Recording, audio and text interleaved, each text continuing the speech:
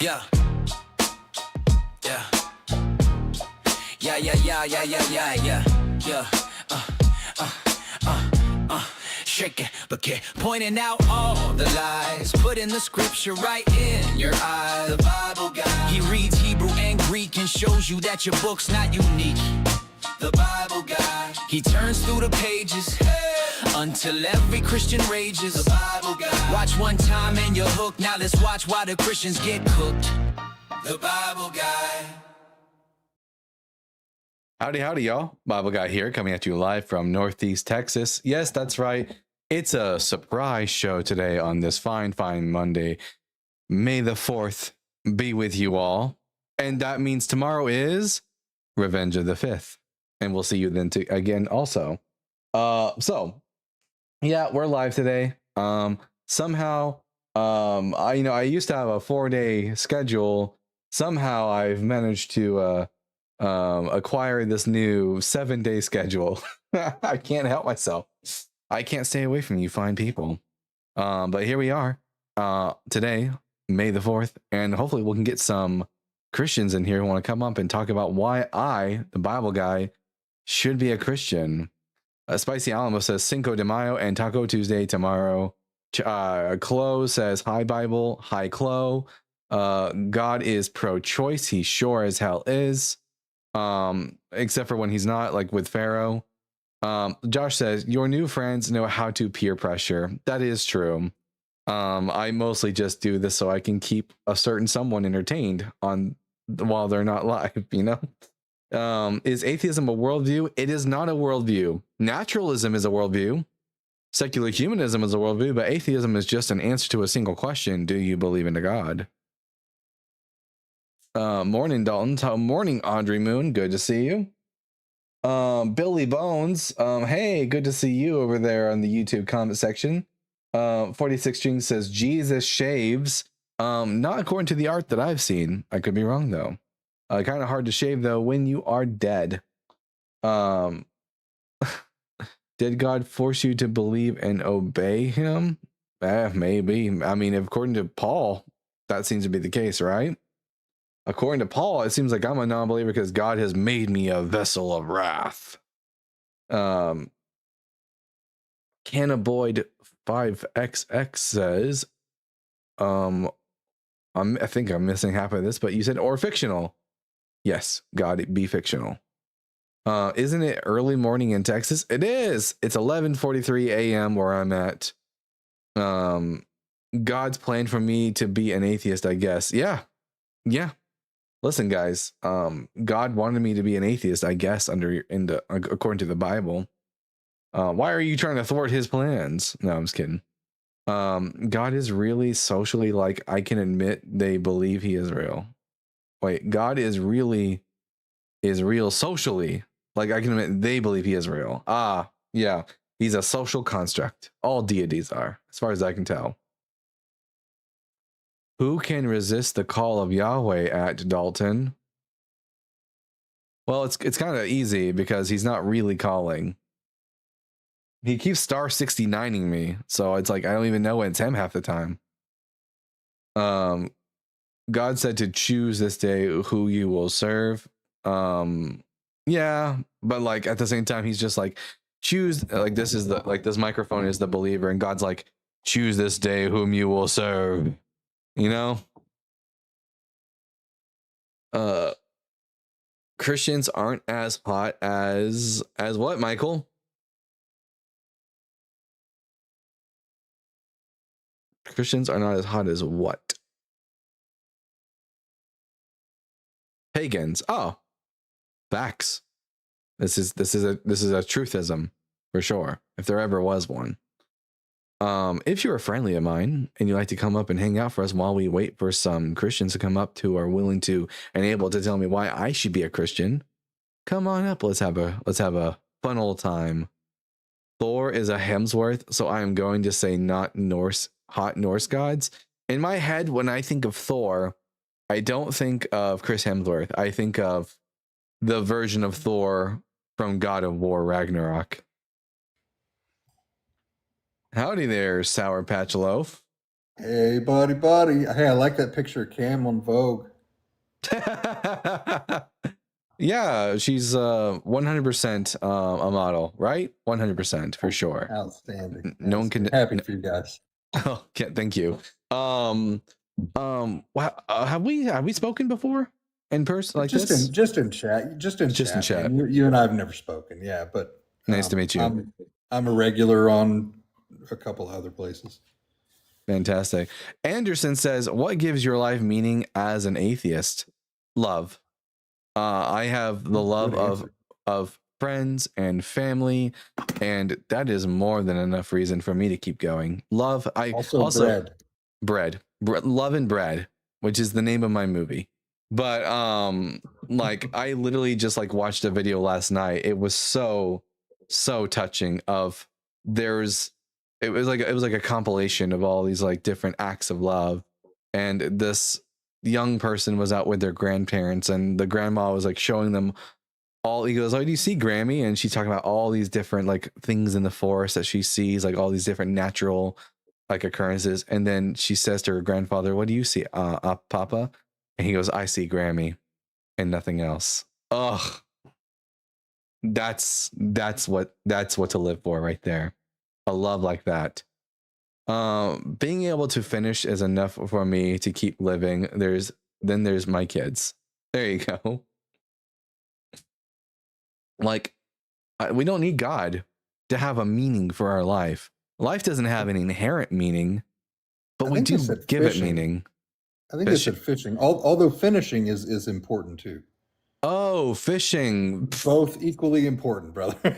Listen, guys, I have my head in the gutter, as I've been told a few times. I thought you said finishing, and I'm like, you know what? Finishing is a good reason to live, 100%. From my experience. Also, all the cool books. I'm doing yard work because I can appreciate a good edging too, you know. Yeah, there we go. Absolutely. We love a good edging. Someone said also all the cool books in the world give me meaning. Yes. All the wonderful, fantastic books we get to read, all the things we get to learn and know, the beautiful things we get to see. Oh my gosh. I just saw this wonderful like rainbow that was like in the clouds in this really weird way that looked like the sky had been painted with water paint. It was amazing. W finishing, W edging. I love lawn work. Absolutely. All right, we got here cheeseburger. Can I has cheeseburger? Cheeseburger, I'm gonna ask you 3 preliminary questions and then we'll get to the conversation. Are you at least 18 years old? I'm 48, sir. All right, and what pronouns do you go by? He and him, I guess. And are you a Christian? No, sir. Oh, okay. Then what brings you up? I just got off a thing that it said atheist. Why do you choose heaven or hell? I said, well, since I don't believe in neither one of them, I can't choose neither one of them. Yeah, it's not really a choice. And these guys, they was like 3 of them in there, and they're trying to use like educated philosophy to beat people up. And I'm thinking, they're going, no, you made a claim. I said, no. I didn't claim to know whether heaven or hell is real. Y'all believe in that. Do you not? Oh, yeah. I was like, well, so prove to me both where those are and are they real? Right. Yeah. And they go, well, you're anti-theist. That means you don't believe in God. I was like, yeah, but I didn't state that. I just said, well, you asked me what I was. Yeah. And they kept on trying to roll. I would love to go on down the rabbit hole talking just regular talk about these subjects instead of, oh, well, you know, are you a preposition? I don't know what all that shit means. I totally agree. I literally was just talking to a fellow yesterday. Everyone knows them. They're infamous. No degree required. And, you know, I asked them, you know, why should I be a Christian? He said, in order to avoid hell. I said, why should I think hell is real?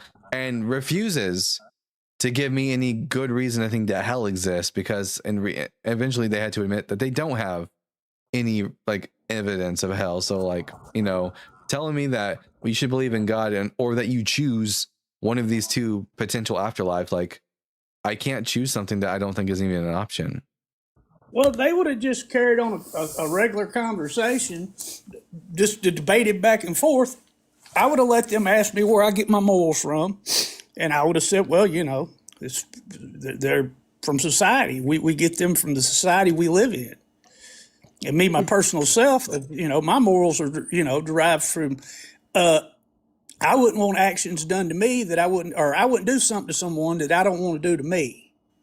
Yeah, it's And then I would ask them the really simple question: where do you get your morals from? And if they're Christian, they would have to say, well, what they was pushing for. Well, you get them from God. And I'd say, bring up the Old Testament. yeah, for sure. But they don't want to get in that discussion. I always basically just say this, like, I don't want to be murdered. I don't want to be stolen from. And my best bet is to create a society where those things are laws. But it looks like I do have a theist who's waiting to come up and talk to bump me off, man. I'm good. Thank you for coming up, Cheeseburger, and you have a wonderful day. You too, man. All right, we have here Icy Cock, who was here yesterday. Icy Cock is at least 18. They go by he, him, and they are a Christian. Icy Cock, why should I be a Christian? All true Israelites should return to the motherland. Wow. Well, I'm not Jewish, so that's it. Also, whether or not you think a particular people group should return to a specific piece of real estate somewhere on the planet is irrelevant to whether or not I should be a Christian. Well, I'm a son of Israel, so irrelevant. Jewish people exist, but Jewish people exist doesn't mean I should be a Christian. Excuse me? Jewish people exist doesn't mean I should be a Christian. And what point does that prove? Like, no, I mean, I asked why I should be a Christian, and then you just start going off about, I'm a son of Israel, and we ought to return to the Holy Land. Like, it's kind of irrelevant. Yeah, it's irrelevant to my question. We should. I'm not a Jew. You're a goy. Sure. No. So why should I be a Christian?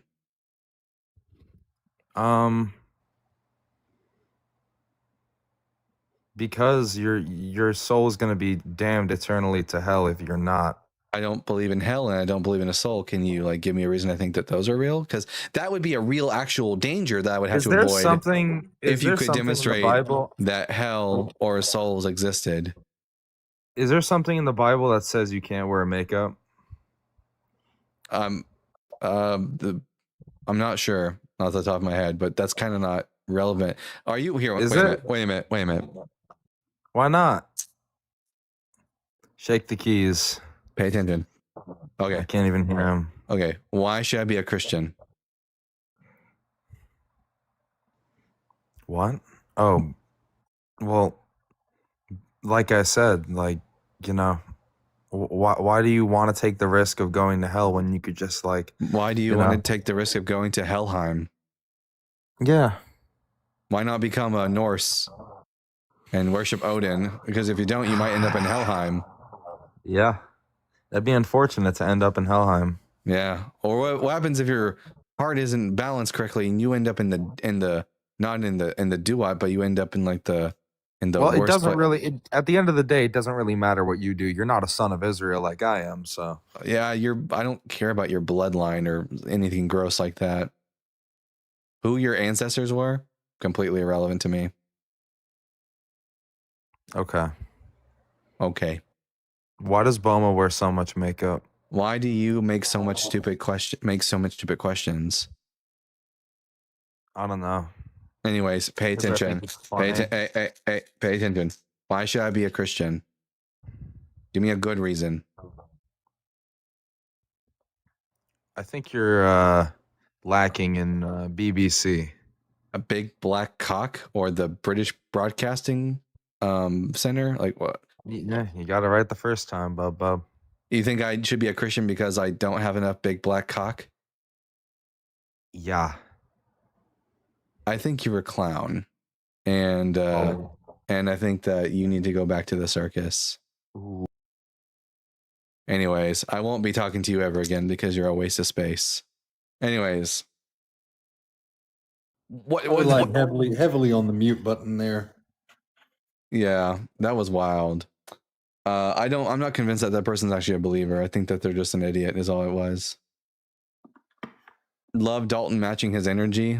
I match energy. It's what I do. And recently, when I just like being mean to stupid people, because it's like my biggest pet peeve is stupid people who are like willfully stupid. Like if you're just stupid because you like, you know, you're just uneducated but you want to get better, that's great. If you're just stupid for like because you just refuse to learn, you know, you deserve shame. Let's see. Definitely a weak troll, very weak troll, 100%. I couldn't even hang out. He couldn't even hang under the bridge that he lives under. That's how weak he is. I can appreciate good rage bait. I can really appreciate good rage bait. Man, it's so tired. Yeah, it's just so tired from him. But hey, if anyone wants to see really good rage bait, you know, I recently posted on TikTok and on YouTube. The Bible guy rage baits a dumb Christian, where and you know. It was a fun time talking to Tootski, and you'll see what I mean when you guys go watch it. I'm gonna jump, brother. I've got a noon meeting I've got to get ready for. All right, you have a wonderful day, dude. Later. So everyone, make sure you tap that screen. Share the live with those you love, with those you hate, with your friends and with your enemies. Again, if you're a friendly of mine and you want to come up and hang out and keep me company while we wait for some darn fool come up and share the gospel with us, go ahead and do that thing. Dan Kazilla says it's not worth being a Christian. 100%. Amber, thank you for the follow. Howdy, partner. Believe women. Good to have you here. Hey friends, I'm currently in the middle of having a shiatsu massage in a full body chair, but definitely gonna chill too. Holy hell, that sounds like a good time. Love to hear that. I definitely need one of those, but I'm very uncomfortable with being touched generally, which is crazy considering, you know, who I am and what I'm all about. But you know, by strangers, no, like being touched by strangers. It's all robotic, my guy. There's no human touching me. Yeah. Oh, fantastic! I would totally go for that. Hey, Joshua.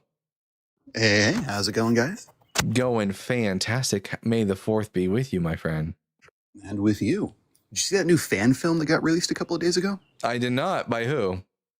It's a like all privately done. It's a smaller creator. He released it on YouTube. But it's like a fully animated Heirs of the Empire, you know, from the novel, movie version of that. I haven't watched it yet, but it looks really well done. It's like 3.5 hours long. Oh, wow. That's crazy. Wow. 3.5 hours. Animated, you said? Yep, animated, all hand done, no AI. It's all on YouTube. Oh, this is called. Let's take a look. Because I think it's Heirs of the Empire. That's a fucking movie. Heirs to the Empire. Star Wars Heir to the Empire by Star Wars Chronicles. Yeah, it's a novel and it's a movie that recently came out. It's like from a week ago. It's about 3 hours, 30 minutes long. It's the right one. All right. Oh, I think Star Wars Heir to the Empire full movie, no AI, 2 days ago. Yep, that's the one. There we go. I'll make sure to watch that later because I love supporting shit like that. Fantastic. Right? It's so cool. Good for May the 4th too. Yeah. Do you like the Shroud of Tourism? We do not really care for the Shroud of Tourism on this channel. In fact, I'm the one who coined that phrase, Shroud of Tourism. They should at least let people see it. Well, is there anything visible on the shroud itself, or do you have to do like the imaging to actually see anything visible? No, the image of like the Jesus image on it is visible with the naked eye. It happened by means of like taking red ochre and applying it to a statue of Jesus and putting the cloth on the statue, and then putting the cloth into an oven to bake it a little bit like a pizza, and then you wash up all the red ochre and it leaves behind the faint image. A sausage pizza, because Jesus backwards. Let's see. A greatest possible roadmap to the greatest possible self. So very usable. Wait, Christians, one. Wait a minute. What is this? Cole says Christian, one why believes in or attempts to follow the greatest possible man. I find it to be the greatest possible road. No, Jesus was not the greatest possible man. He was just a loser who took a huge L from the Romans, and then they built a cult around him that flourished into a religion. That's it. I'm pretty sure calling him a man is heresy by your count anyway, right? Right, commenter? If it be lawful to call him a man, it's clear and clearly not wrapped. What is the shroud? He called himself Son of Man. Fun fact, Cole. So did the prophet Ezekiel. Son of Man in Hebrew is Ben Adam and means son of Adam or child of Adam, which all men are. I'm a son of man, according to the strict meaning of the word in the Christian sense, in the biblical sense. So Jesus calling himself a son of man, kind of irrelevant. He's not a great person. He was a shit person, and he had shit ethics. Son of man, look to the sky. Lift your spirit, set it free. One day you'll walk tall with pride. Wait a minute, I gotta put wait. Son of man, a man in time you'll see. Such a good song. Yeah.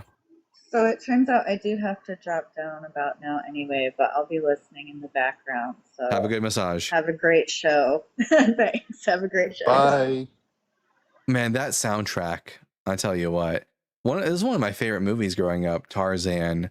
I was just telling Cam about this about a week ago, that there's like a commercial on the VHS tape of Tarzan that I have committed to memory. Like, I remember the commercials to the Disney VHS tapes I had as a kid. And the one that stuck with me the most was like a commercial that was for Disney World. And it was the year 2000. Like, it was like, it aired in 1999. It was a commercial for the new millennium celebration in Disney. And it had that song, "The future is coming. Gotta catch it with your hand." You know that, you know which one I'm referring to? I think so. It's been a while. I remember there was this one Flubber commercial on a VHS that I had about memorized. It was just I love that. We can touch tomorrow today. Make some memories that never fade away. Jess, I'm going to ask you 3 preliminary questions, and then we'll get to the conversation. Are you at least 18 years old? Yes. And what pronouns do you go by? She, her. And are you a Christian? Not anymore. Fantastic. Love to hear that. Congratulations. What brings you up, Jess? Oh, I know you through Ashlyn, and I wanted to let you know that you have fans who are also anti-Christian and like your knowledge on the Bible. Oh, That I just enjoy your lives. Yeah. Fantastic. Are you friends with Ashlyn in real life? Or you just know her through I live in Australia. Oh, fantastic. Well, I love to hear that. I always love to hear from someone who has done the deconstruction work and is now on the other side of the tunnel. Happy to hear that for you. And I just want to throw this out there. I think Australians and Americans can definitely be friends, you know? I got tons of Aussie friends. I love Aussies. Like, it's one of my favorite accents out there. And Steve Irwin is a global icon forever and always. Yeah, one of the reasons I actually am no longer a Christian is because I read the Bible and found that it did not align with my morals or views or ethics or just actually anything. And the inconsistencies, especially as somebody who loves science and just like this, it's just a load of bullshit, for lack of better words. I'll tell you what it was that started me on my deconstruction path. I was probably around 19 or 20 years old. I was part of a group that we would sit around and we would read the Bible every Saturday at church. And there were people in my group that started pushing flat Earth, the flat Earth nonsense in our group, and I was very much against it for obvious reasons because the Earth isn't flat. But they started bringing up Bible passages to support like the idea that the stars are in the firmament and the firmament is a dome above the Earth and stuff like that. And so one day later that night, I'm laying in bed and a thought occurs to me. I remember learning in school that light has a speed. And so I Google how fast that speed is. And then I ask, are there any stars that are more than 6,000 light years away? And yet we can see them with the naked eye. Turns out there is one the first one you can see with the naked eye is 16,000 light years away, which means I was off by at least 10,000 years. And that's what started me on my like exploration of learning more of the science and eventually coming to conclusion that this book is not true. It's not even like the science part for me. I was such a strong Christian growing up, probably because I was brought up in such a religious household, but it was actually because I was so dedicated to learning the scripture that helped me find out all of these things that I need to know to deconstruct and not become a Christian. So it's actually kind of funny how learning more detail about your own religion, your own scripture, and your own text pushes you further away from it. And that's why I think there's so many Christians, because so many Christians don't read their Bible, don't understand what it says, and don't understand the original translation as well. Yeah, absolutely. Learning Hebrew was also a big part of my deconstruction. When I found out that Jesus didn't fulfill prophecies from the Old Testament, that was a pretty big bunch of nail in the mark. Anderson, in the comment section, that perspective seems underdeveloped and maybe think it through more. Anderson, I guarantee you I have thought it through very thoroughly. And if you want to, we can come on up and I can show you why it is that Jesus can't be the Messiah, because he did not fulfill messianic prophecies. I've thought about Sorry, it. what is he even criticizing? The idea of reading the Bible to get more knowledge about it, or what exactly is he criticizing there? Maybe it's my deconstruction story he's criticizing, or maybe it's Jess's story that he's criticizing. Either way, he's not in my request box because I'm pretty sure his complaints couldn't stand to scrutiny. That's all it is. Isn't there something in 1 Peter about that?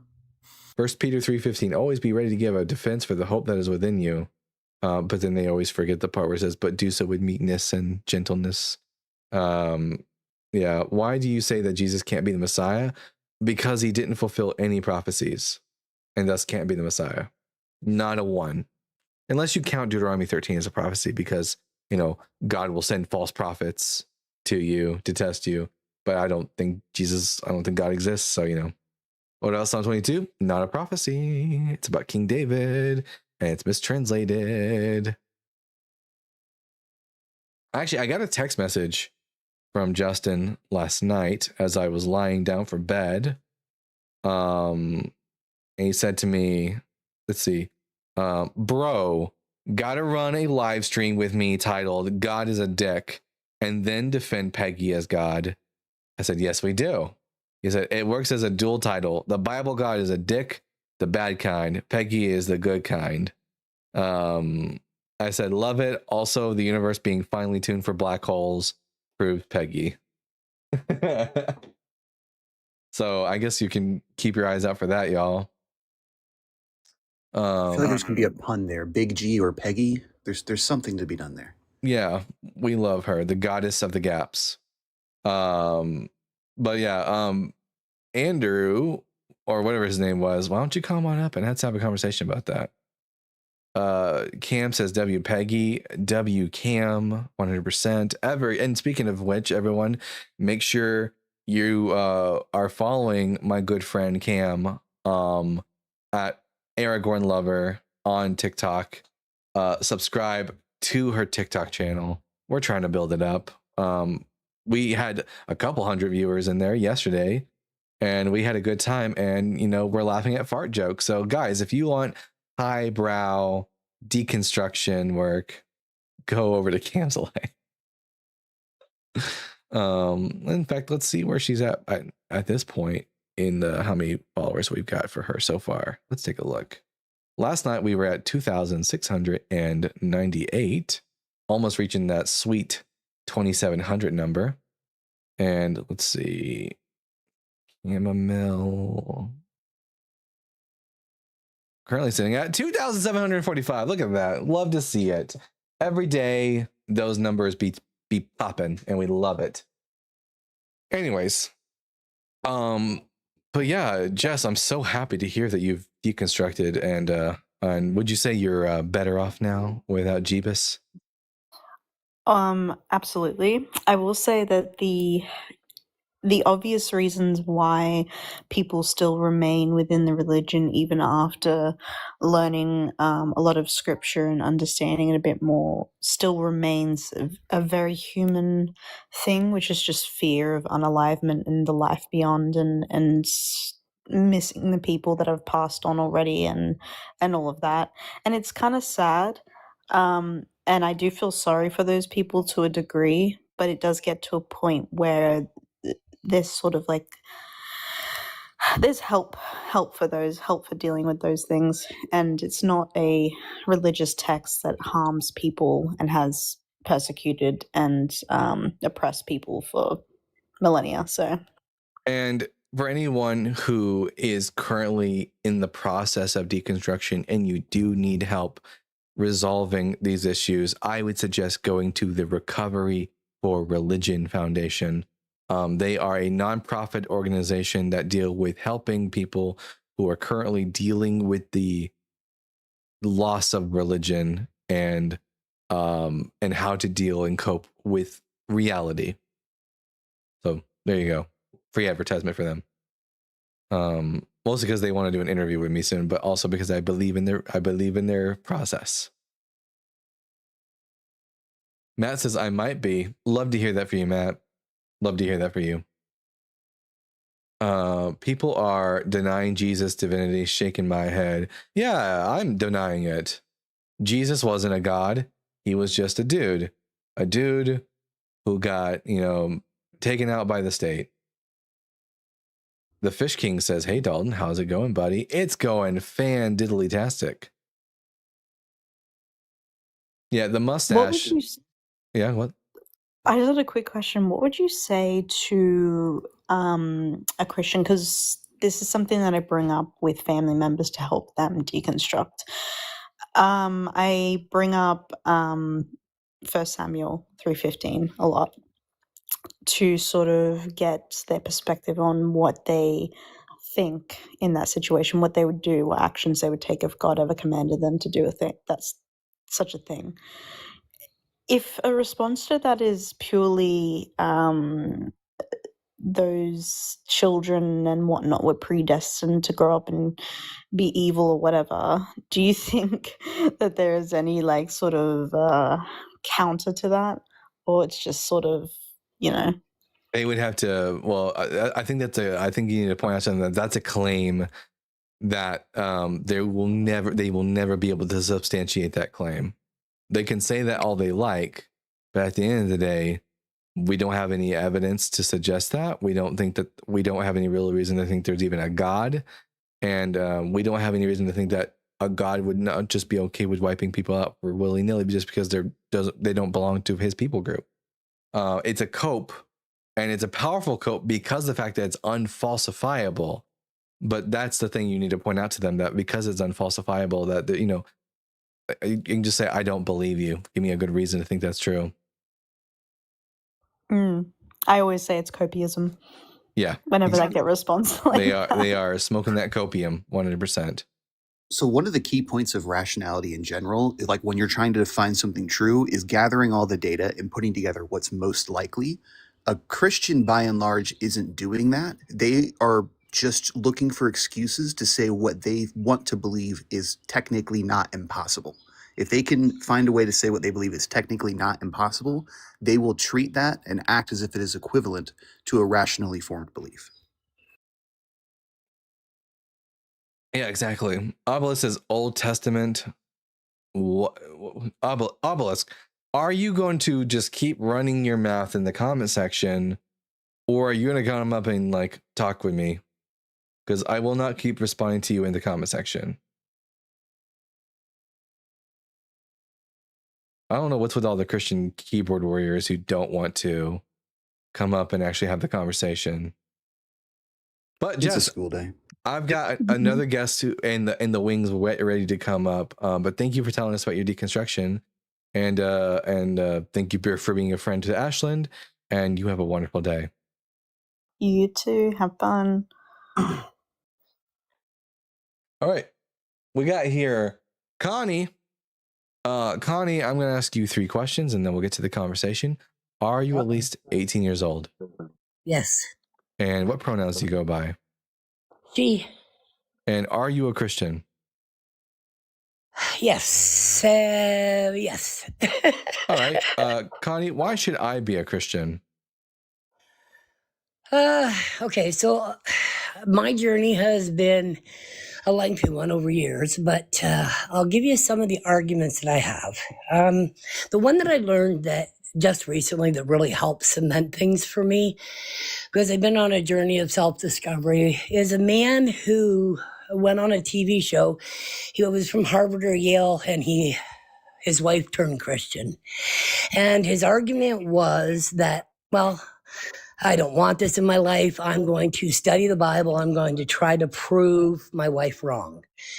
And so he thought, I'll do this over 3-4 days and I'll come up with it. And his arguments I thought were rather good. So here it is, a little bit of it, which is that Jesus was really, truly a real man that walked on this earth. And we know it because of a couple of things. One, what he did. We can probably I'll skip. just give you his argument. We Go can ahead. probably skip that part because I already think Jesus was a real man. I just don't think he was a Oh, you Messiah. do? Yeah, I just don't think he was the Messiah because he didn't fulfill any prophecies. Okay, well, we do know that there's biblical, like there's proof journal-wise. Like there were people at the time who wrote stories that within a month or 2 of Jesus being around on the earth, there are people that recorded it and documented it. And there was something to do with the evidence of scientific, I wrote it down. Our first writing about Jesus of Nazareth comes to us 20 years after he died by Paul of Tarsus. He's the first person to write about Jesus that we have. Yeah, I have in Corinthians something about Paul and that. So basically what this man's argument was that there was never a Roman crucifixion where anybody survived, ever. Like there's no recorded history of that ever happening. And yet that is also false. It's not true. Josephus, do you know who Flavius Josephus was? Well, Josephus is I think that's part of the name. I haven't done a lot of research on it. I just went to look. The stuff that I had studied, or the stuff that he talked about, I went and studied it. I don't know it well. Well, Dalton can tell you about it. Flavius Okay, tell me. Josephus had friends who were being crucified by the Romans, and he asked the Romans to release them, and the Romans obliged him, and he took his friends down from the cross, and they lived long lives. So they did survive crucifixion.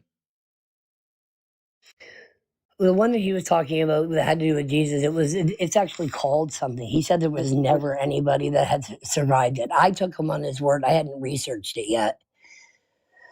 So you're saying there is no proof back then that Jesus really did walk the earth. There were people that were willing to die for him. I think Jesus existed, and I think he got crucified.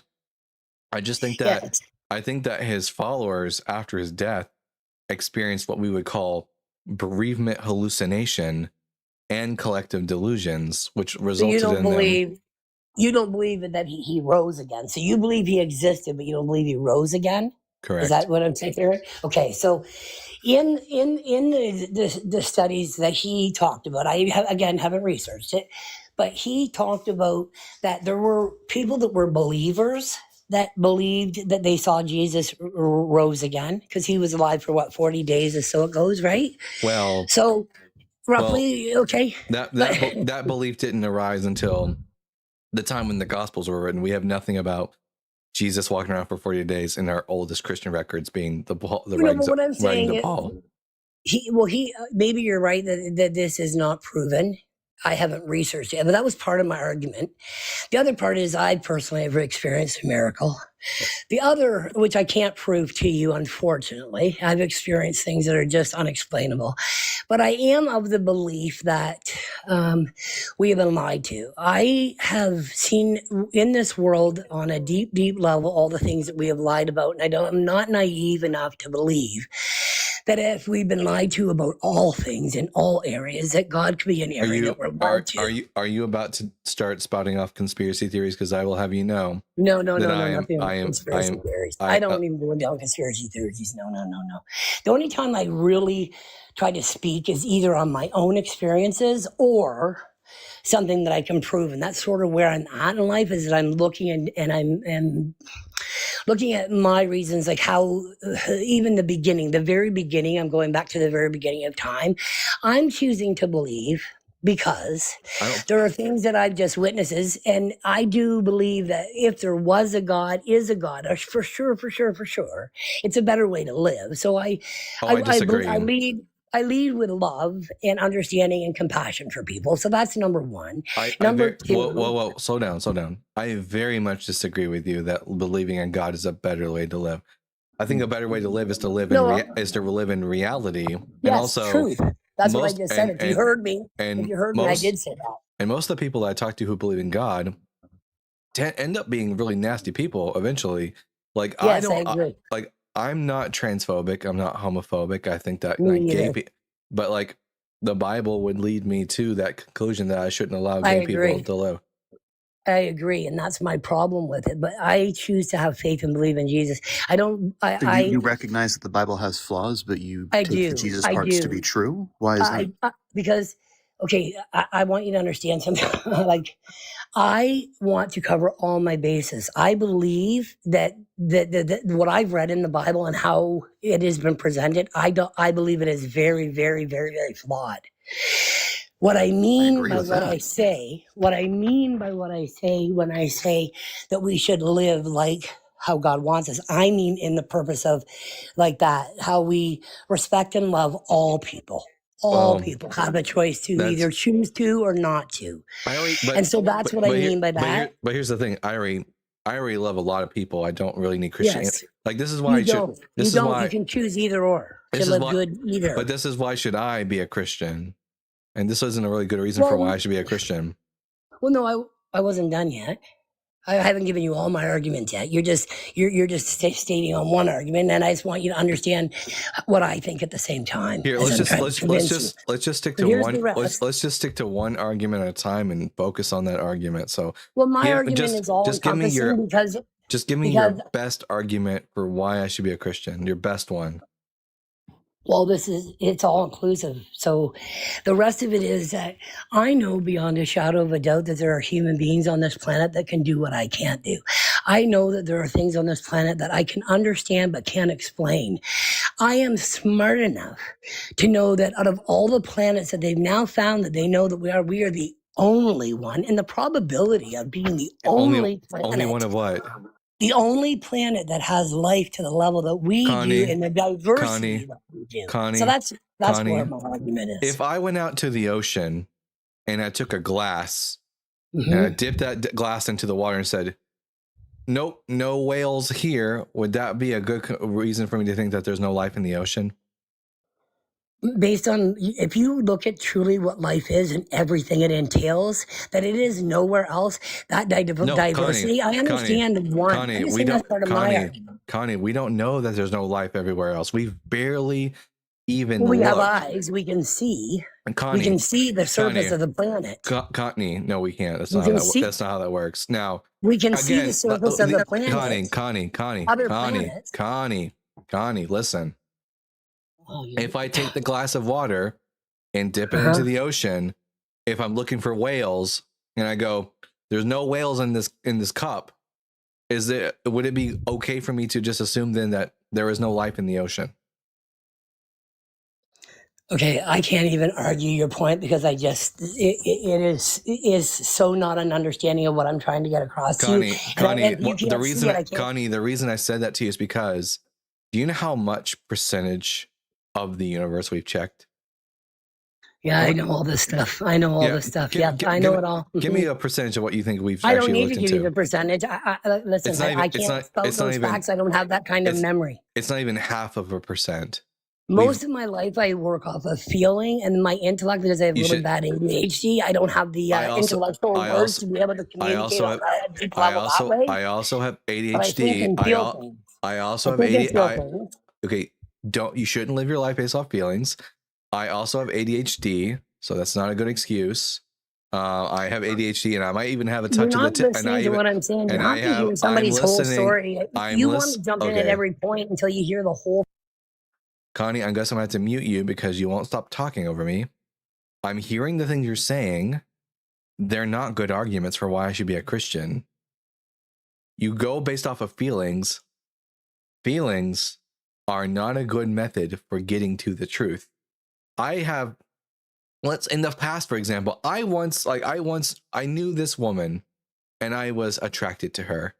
And I had a feeling that she felt the same way about me. Guess what, Connie? I was wrong because going off of feelings can mislead you. The data didn't back up my feelings, and thus I was wrongly assumed that this woman liked me. So that's why we don't make decisions based off feelings. We make decisions based off of the available data. Now you can respond. I've muted you. You need to unmute yourself. So what I'm saying is that I understand what you're saying. I don't base my life just on feelings. I base it on, and that's where I'm at. I just was going to throw an argument that I heard. And so if you have reasons to debunk it, that's you, right? I get that. But I have lived a life different than you. And more experiences I've had that I cannot prove to you. I cannot under any circumstance. But I am writing something. So maybe someday that will get published and maybe somebody will see it. But I am unfortunately not able to articulate everything. I just wanted to throw that argument out there in the table. That's all. So if you completely say it's not true, then I guess I'll have to do more research. Yep.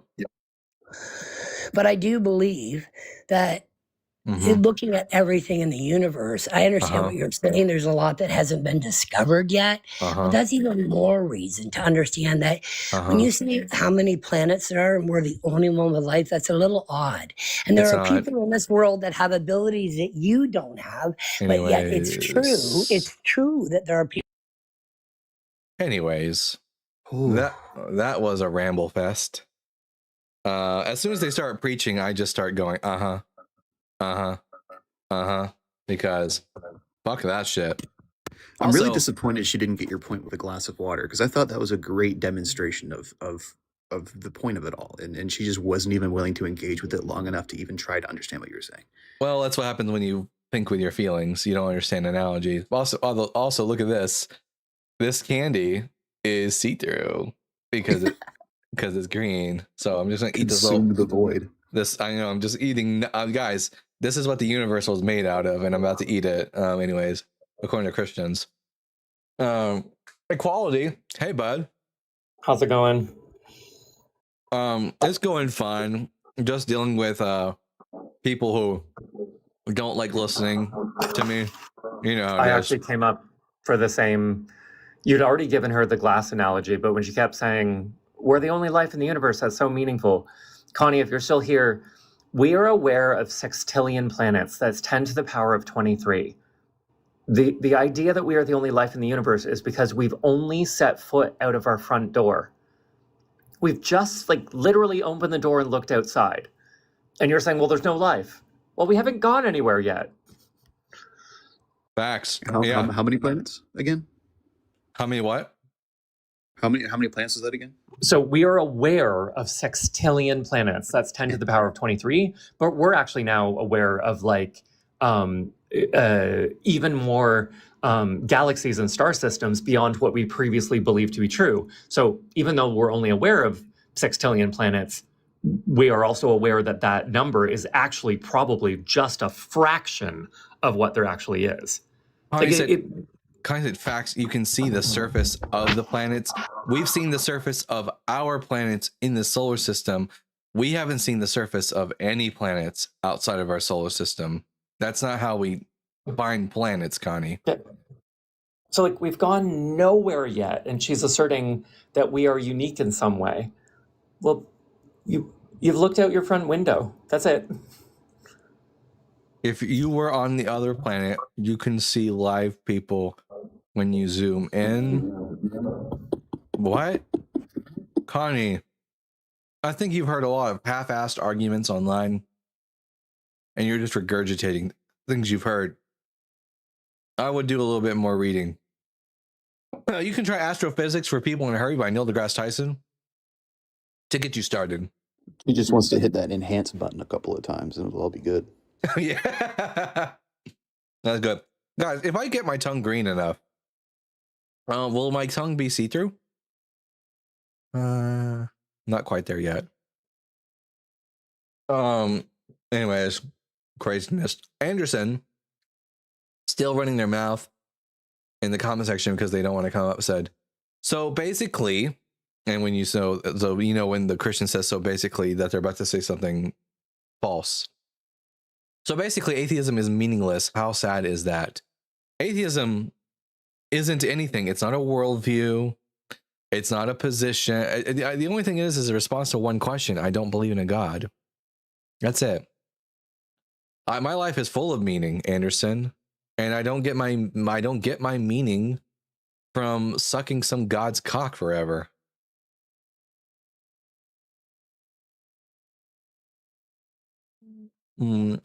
Maybe you can photosynthesize? I'll try. Here. We don't have sunlight in here. Too bad. I might wilt.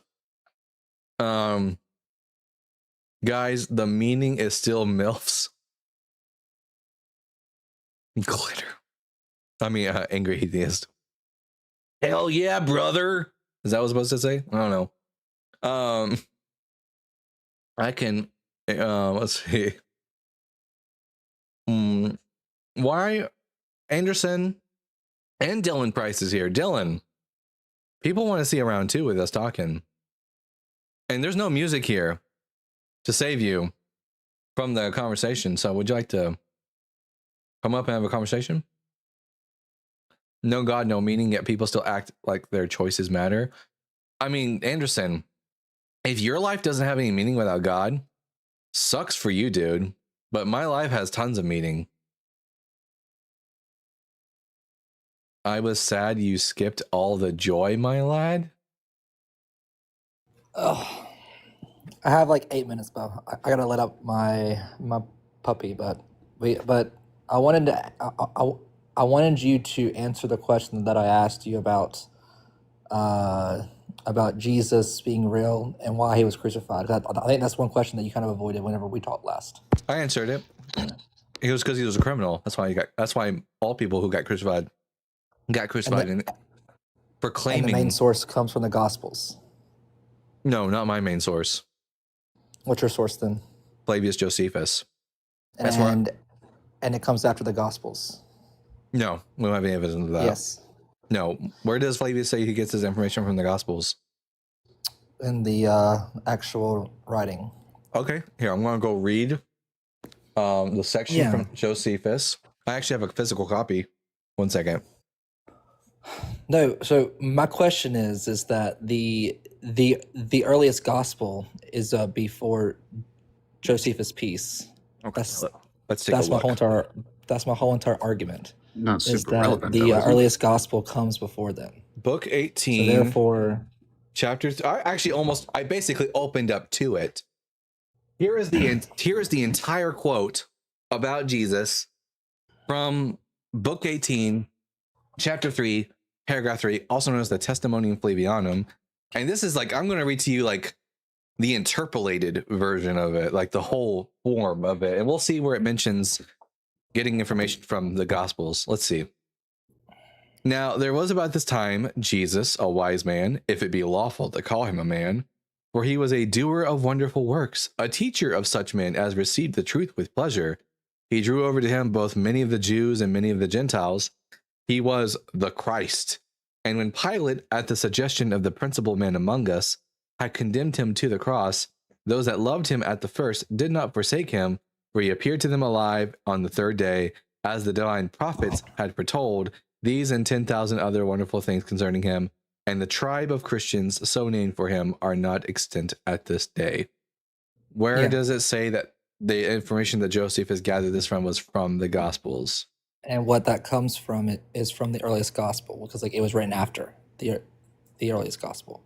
How do you know that he's sourcing the Gospel, though, and not just asking like a Christian? Because it came after the gospel. That doesn't That tell us doesn't anything. automatically mean that it's a source. So you think that a writing that came after the source material is the source material? Right. So the Odyssey came out way before either of this. Does that mean that the Odyssey was used in the Gospels? The Odyssey does not talk about Jesus, my lad. Right. That's the point. It's an irrelevant document. You have to show the connection between the documents to show how they'd be sourced from the other. Now, Because the whole entire I- writing of I- Josephus talks about Jesus. I will and then give basically you the whole entire story. I about will Jesus. give you this though, and it's but it doesn't really help your position at all. But there's a paper I have called Josephus's Paraphrase Style of the Testimonium Flavianum by Gary J. Goldberg. It's a peer-reviewed paper from the Journal for the Study of the Historical Jesus, and it suggests that the entirety of the TF, the Testimonium Flavianum, from beginning to That's end, fine. was added in by Christians and wasn't original to Josephus. Yeah, so like that. I mean, but again, the writing of Josephus came after the Gospels. And So that means that the source material would be the Gospels. no, you would have to you'd have to demonstrate that. Which came first? The You Gospels- seem to think that because something came first, it automatically makes it the origin source for something else. That's not how anything works. And you even said that the like piece was like fabricated. So why do you even bring up the source? Dylan, of finish the phrase for me. Josephus? What? Correlation is not. Correlation is not what? Finish the phrase for me. You don't know this? You haven't heard this? Genuinely? That kind of explained it no. actually. Correlation I is not thought you said- causation. Basically, what we're saying is because it also references Jesus is not a fact that we can rely on to say that the Gospels were the source Josephus used. Further, first of all, like Dalton was saying, it's interpolated anyway by later Christian sources. But even if it wasn't, it could also be using a third source that both the Gospels and Josephus are drawing from. It could be drawing from, say, maybe witnesses, for instance. All these sorts of things. It's not necessarily only exclusively that has to come from the Gospels merely for the fact that the Gospels came earlier and happened to mention Jesus. Well, and like that's my like biggest question is if it's not the Gospels, what is it? Because I mean, oral it's- tradition. I mean, Like you understand that the Jesus story was around before the Gospels were around, right? do I know? The Jesus story was present before the Gospels were written. There's a The 40-year Jesus gap. story. There's a 40-year gap between Jesus's death and the first gospel being written. 20 years. 40. 27-ish. 40. The first gospel was written in the 70. earliest is 70. 60. No, the earliest gospel was around 70 Bible CE. guy. You have to attest to every single scholar. You can't just show Dylan, you're some mixing shit. up. You're mixing up the Paul mention with the Gospel. Yeah. Paul mentions it 20 years later. When It's not a was- Gospel though. Well, no, I'm pretty sure there's one gospel that's written in 60 AD, but I'll double check. The earliest gospel is the Gospel of Mark, Nonsense. written in 70 AD, then Matthew around 85, and Luke sometime after that, and then the Gospel of John in the 90s to Hold early on, let me. second I'm gonna century. fact check it fast. Yeah, you do that. I'm almost certain what you're thinking about though is Paul's first mention of Jesus of Nazareth about 20 years later. Yeah. Gospel of Mark was written around 65 AD, so 5 years before. So even then, that's only 35 years later as opposed to 40. Congratulations. 32. Wow. So 32 years where there wasn't a gospel and the story of Jesus was walking around. So obviously Josephus could have been pulling from the same source that the gospels are pulling from. But what's that source? Oral That's traditions. the biggest question. Oral traditions, Dylan. And what's the source for that? You don't have a source for that. That's like No, that's my biggest thing. Is the main sources- source comes well, from the Gospels. the original source. No, the original sources would have been from events that Yes. took place, and those events get like legendized as the Down. decades go on, and then eventually get written down in the Gospels and also recorded by Josephus. Well, Baba God, you at least admit that Jesus was real and he was crucified. Yeah, And then it the was a main criminal. source for that is the Bible. And then in the No. same accounts, we get the origin story of Jesus, and he No. was also resurrected. If all we had you was- tried to bake in it comes from the Bible, like you tried to sneak that past the goalie. It comes Yeah. from Do the I know? Bible. Do I know? If I'm Dylan, sorry. if all we had was the Gospels and nothing else, then I would say Jesus wasn't crucified because the Gospels are fiction. But again, Josephus came after the Gospels. Irrelevant, as we've already you can't demonstrated. Irrelevant, as we already I demonstrated. understand that, but you can't just choose one out the other. You're not listening. You're not listening, Dylan. I am listening. No, because we know for a fact that there was a time when the Gospels didn't exist, and they pulled the story for Jesus from somewhere. Who's to say that Josephus didn't get his story from that same source? If you want to say that it is definitely the Gospels, But what is that needs to be somewhere? demonstrated. Oral tradition. I don't know why I have to keep repeating And myself. what's the source for that? A true event that would have What's occurred. the source for the like oral? An event. So I guess my question would be, oh, sorry, I apologize. You were talking. The origin for the oral tradition is an event, not a book. And what's the event? The crucifixion of a criminal. And what did Jesus do? Well, Josephus doesn't really give us a lot of information on that. So you're only going to use his source. But we can make inferences based on the fact that he is a individual that many believe was the Christ, and the Christ is a king, and claiming to be a king would be insurrection under Rome. So we can make an inference based on the available data that Jesus's crime was claiming to be a king. So my thing is, so he was claiming to be the Messiah, right? And where does he claim to be the Messiah at? In the Gospels. In the Over history. and over No, again, no, in the parables. Dylan. If Jesus existed, then that where Jesus was saying that he was the Messiah was in a historical event that would later get fictionized in the Gospels and also recorded by Josephus. But wouldn't that just be your opinion that it's fictionized and not? Well, I can demonstrate that as fiction by the fact that we have clear examples in the Gospels where they are just making shit up about Jesus. They'll change facts about Jesus's life in order to suit some sort of, which I tried to talk with you about on your channel, but you weren't really tracking the conversation all that well. Well, you were trying to say something, but also in every single account of the gospel, it says the exact same thing. No, it doesn't. It does, I promise. Was Jesus crucified on the Passover or the day Yeah. before the Passover? Bible guy. In every single gospel, it says the Dylan, exact same thing. Does yeah, Dylan, do the Gospels, just pick one or the other. This is a quiz. What day did Jesus get crucified on? Was it A, the Passover, or B, the preparation day for the Passover? Can I read you scripture? Sure, go ahead. I'm gonna read you every single account, okay? All right, yeah. I've got one for you as soon as you get done. Well, I'm gonna read all 4 accounts. Is that fair? Well, you don't have to read the entire account. Just give us the part of the account that tells us when Jesus was crucified. Exactly. Yeah, I know. If you need to do the homework because you don't have it because you don't have the answer, that's fine. I'm flipping to it. Don't forget John 19. Don't forget John 19:14. I'm gonna get to every single account. Is that fine with you? Sure. What if John was using Dwarvish time in his account? If using what time? Nothing. I'm just joking around. Ignore me. Oh, you're good, bud. But just before you start reading your Bible verses, just give us an answer. Was it on Passover or the preparation day for the Passover? All 4 accounts say the exact same thing. No. Answer the question.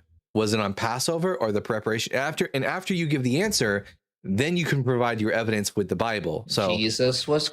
So wait, what is your question? was Jesus crucified on the Passover or on the preparation day for the Passover? Jesus was crucified after the Last Supper.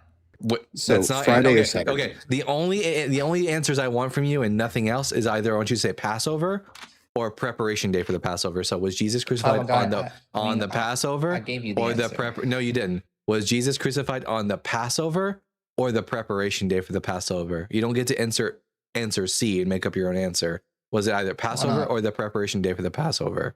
We don't get to read until you answer the question. Why not? Because it's Why my can't live you and I answer said the so. question? I can, but Just answer it. Like, you don't like my answer. Just answer it. I did gave you an answer answer. the You did not. He was crucified after the Last Supper. No, I didn't That ask. wasn't his question. I didn't ask if Jesus was crucified after Last Supper. If I would have said that, that would have been a different conversation.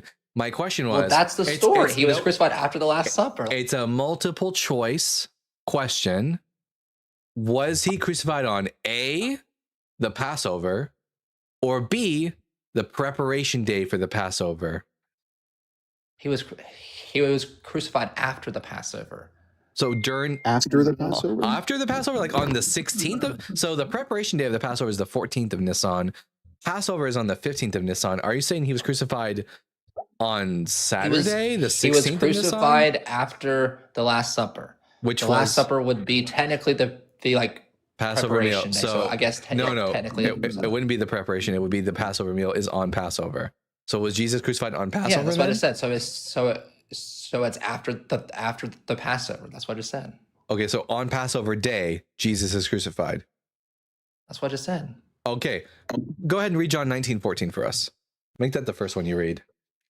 Why's that, lad? You'll see. Go ahead. Okay. John 19:14. Yep. All right.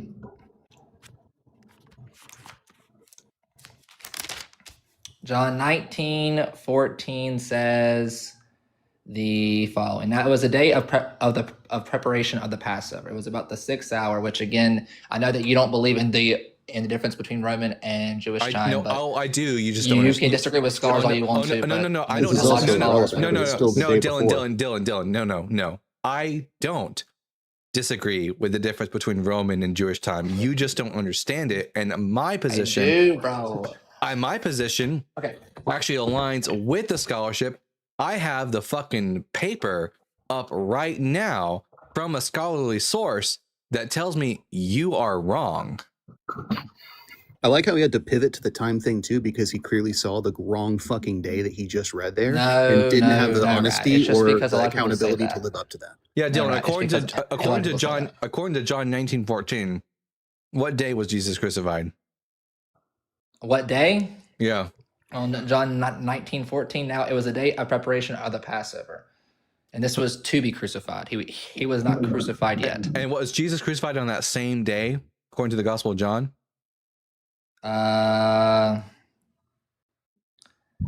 This was to be delivered. So technically, yes.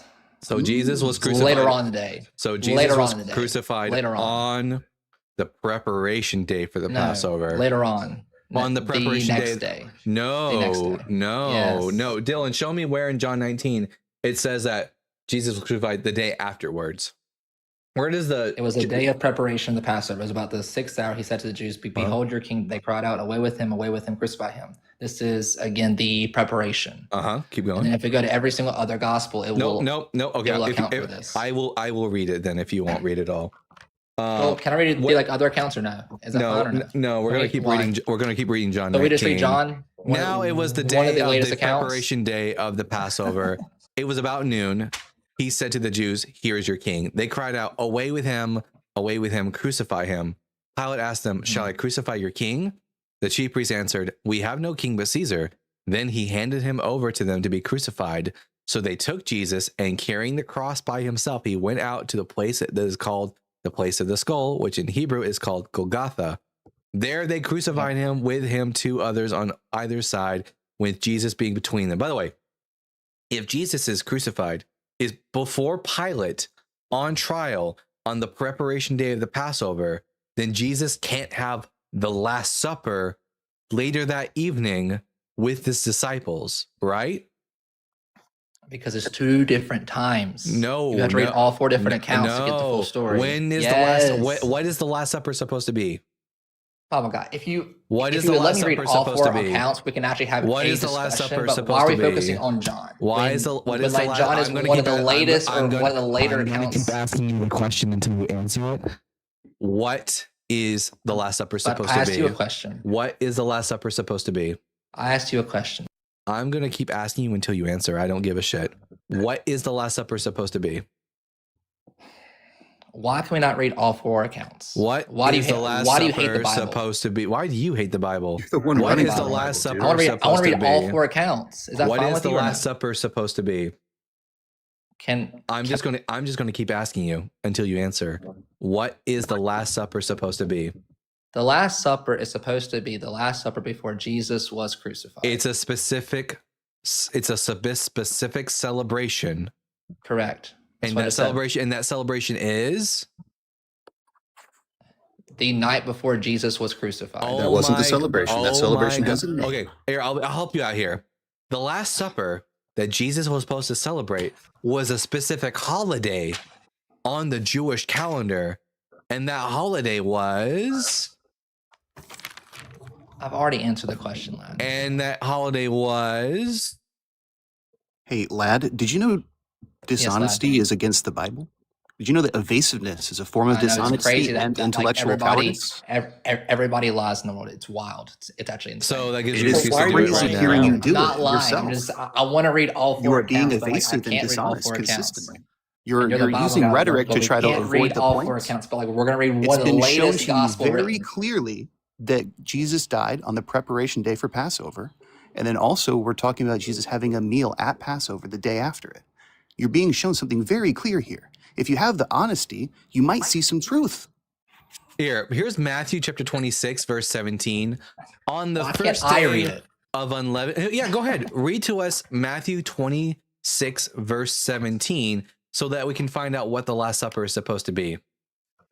Why don't we read all 4 accounts? Is that Read fine with you? Matthew 26, verse 17. Okay, that's fine. And then we'll read Mark and Luke as well. It's irrelevant is what it Mark irrelevant? and Luke have to say. All we need to Why do. is it irrelevant? Because I'm just. Why is it irrelevant? You'll see, Dylan. Because there's 4 different Dylan, accounts. Dylan, stop obfuscating again. I'm not gonna, because this is my channel now. We're not on your channel. You don't get to obfuscate now. You are going to fucking read it, or I will read it, and I can mute you so that the audience will hear what the Gospel of Matthew says. So read it right now, and the next time you unmute, you better be reading it, or else I will read it. You can't be defending your faith faithlessly. That's all, you know?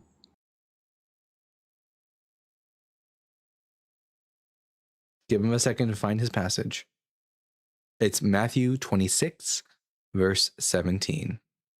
And you don't get to comment in the comment section.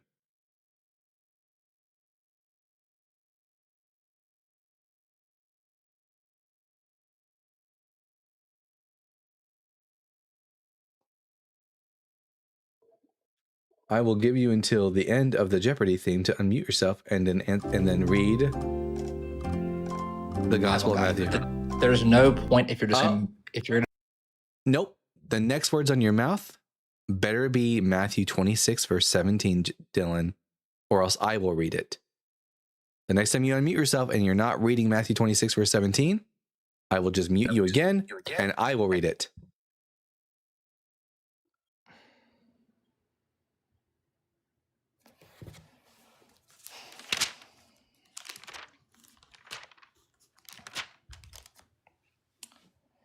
This happens after Judas is betrayed. Mm-hmm. Now read it. Please? Yes, go ahead. Well, You've been begging to you read didn't it. say Just get to it, please. man. Just get to it. Stop whining. Stop crying. Dylan, listening to you be evasive is very frustrating. Like, do you realize there's 162 people who are listening to this conversation, and you're being asked to read a passage that you desperately want to defend, but you won't simply read it, despite the Bible guy asking you like 17 times. Do you think honest people have to be this slimy and evasive? Now, Dylan has lost his opportunity to read the Bible, and now I am going to do it. Matthew chapter 26, verse 17 tells us, on the first day of unleavened bread, the disciples came to Jesus saying, "Where do you want us to make the preparations for you to eat the Passover?" So the Last Supper is the Passover meal.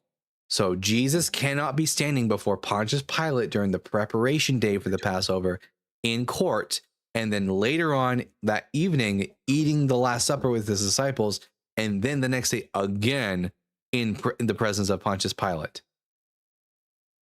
Mark 14:12. And on the first day of the unleavened bread, when they sacrificed the Passover lamb, his disciples said to him, "When will you have us go and prepare for you to eat the Passover?" Yep. All right. Yep. And that Almost would like be we read all four accounts and we get the full and that story. would mean It's crazy, right? And that It's would wild. mean and It's that would mean the wild. Last Supper. Dylan, what you just read further confirms what I'm saying, because it's different. it's not different than what I just read in Matthew. Because guess what they said? Where do you want us to make the preparations for you to eat the Passover? So the preparation day of the Passover, which is the 14th of Nisan, is the day that you slaughter the lamb, and then that evening, and as the sun sets, and it is now the Passover, and you eat the Passover meal. So, Dylan, how is Jesus standing before court, before Pontius Pilate on the preparation day of the Passover, but also later that evening eating the Passover? How is he doing that?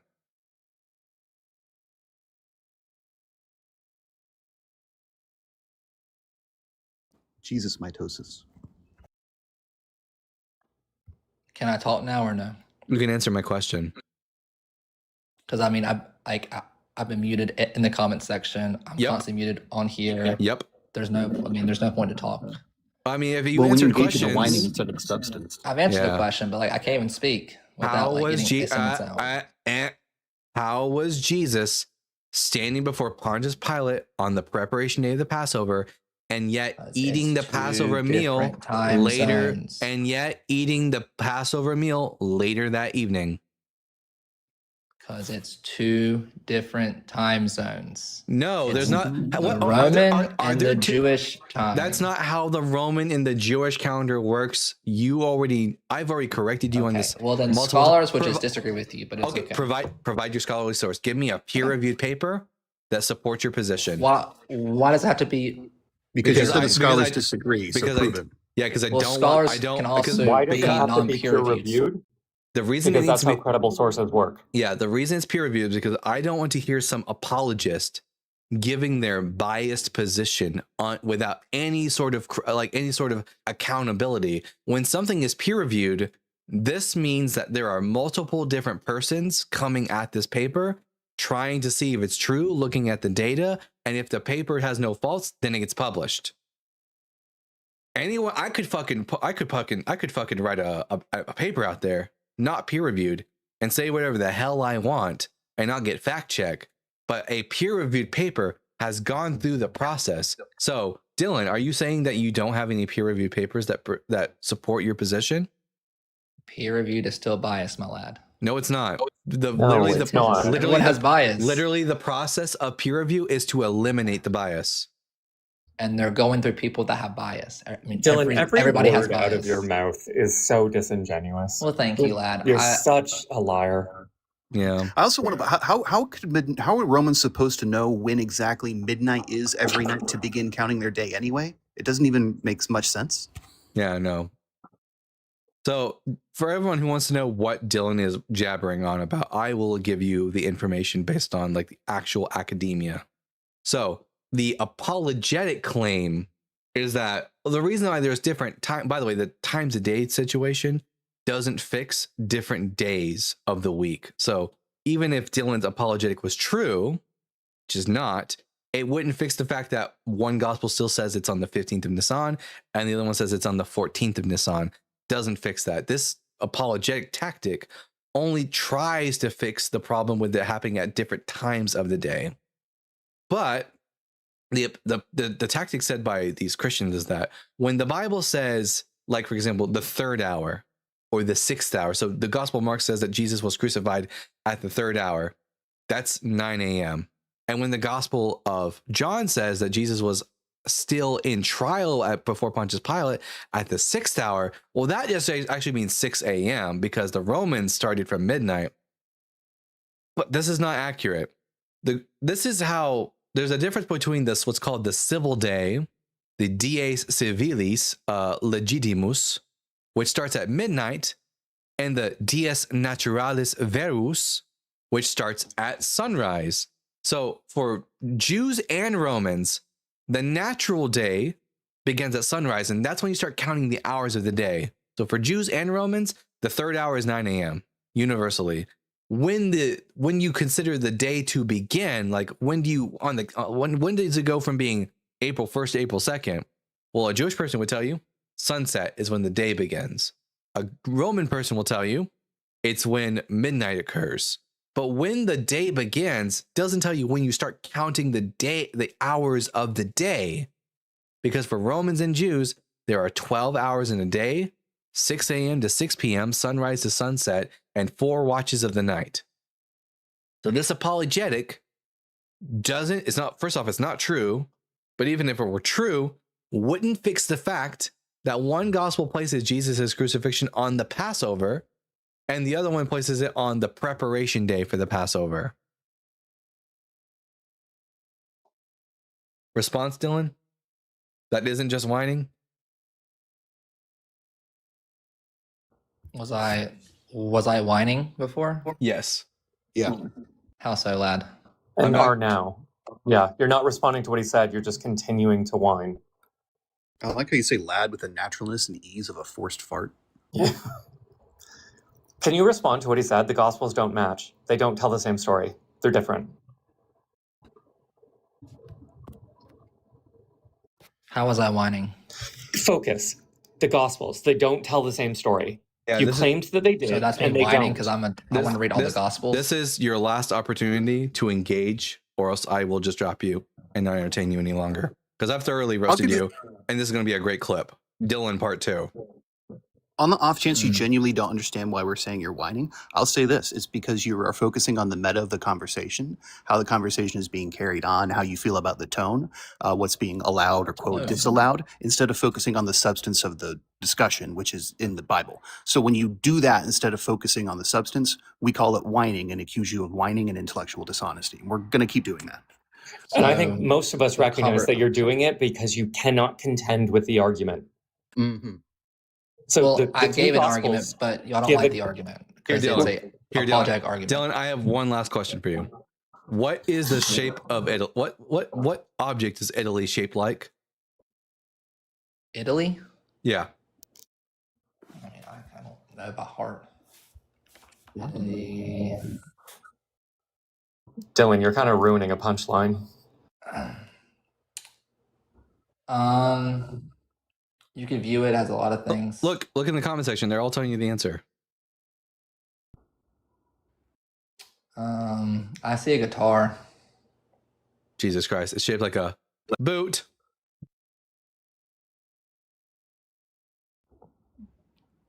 Jesus Christ. For anyone who wants to know about the peer-reviewed paper that I presented, it's called Roman versus Jewish Reckoning of the Hours in the Gospel of John, an exegetical misconception that refuses to die, by Father Adam Kubish of the John Paul II Catholic University of Lublin. So a Christian wrote this article. I guess the bias is that he's a Christian. I don't know. Anyways, You think that guy would call Catholics Christians? that's a good point. I don't know. Anyways, enough of all that. Okay, I'm gonna bring up the next guest we have here, Megs. Yes, everyone, Dylan part 2 will be going up within the next day or two. Dalton, one last time with the paper, please. We've got some people who didn't quite get it down for their names. Roman versus Jewish. Here, let me pull it back up. Research papers. Roman versus Jewish Reckoning of Hours in the Gospel of John, an exegetical misconception that refuses to die, by Adam Kubish. Adam. Kubish is spelled Kubis. Thank you. All right. Looks like Megs is taking a second to load in. Oh, it's the Meg. Did you see that fossil they found recently of the really, really big octopus, like kraken size thing? I guess it's like an imprint, right? Because they don't. Do they have bones? They found a beak, and this beak was huge. There you go. And if it seems to be belonging to something like similar like to a hooded octopus, which but much larger. If they scale up to size, I think it would have been something like 80 feet or something like this, like this ridiculously huge octopus. I 60 foot. love this comment from Michael W. Scott 56. You're not the Bible guy, motherfucker. Yes, I am. Anyways, it says it right there. Yeah, right. It's right there. It's up there. It's also the wrong your. Grammar or Jesus, never both. Okay. Let's see. This person's Chase Wilson is now loading in, and I guess all these people got Holy Spirit Wi-Fi.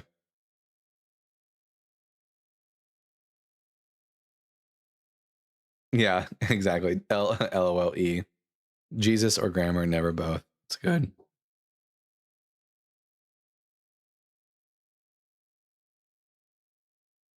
I wish I had one of those clicky clacky things. I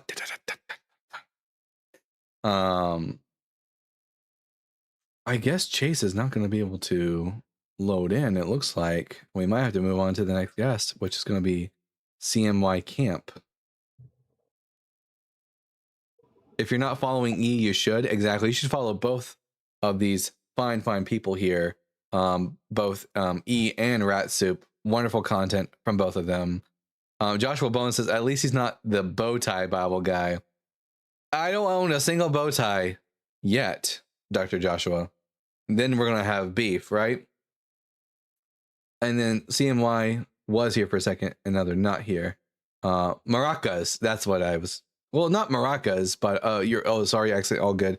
No, they're not maracas, are they? The little things where you put them in your hands and you go click, click, click, click, click, click. Cam says equality is my hero.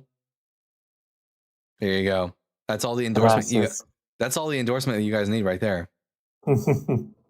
It's also it must be really hard to criticize you equality, because you just be like, man, I hate equality. Yeah. Can't stand that. Quote them on that for sure. Love that. Gee whiz. Hello, everyone. Castanas? Castanets. Castanets. I forgot about that. That's what the apostles did. Also, I know others have pointed it out, but I don't know anyone in real life that says gee whiz except for you. Oh yeah, I do be saying that. I say gee whiz and golly gee whiz. Golly gee willikers. Yeah. Cam also pointed that out to me. I don't know why. I just do. Always done that. Anyways, golly gee whiz, mister, you sure are strong. I like aw geez, like Matthew Lillard and LS. I like aw geez, like what's his name? Geez, Rick. Anyways, at Adam Carmona with the $5.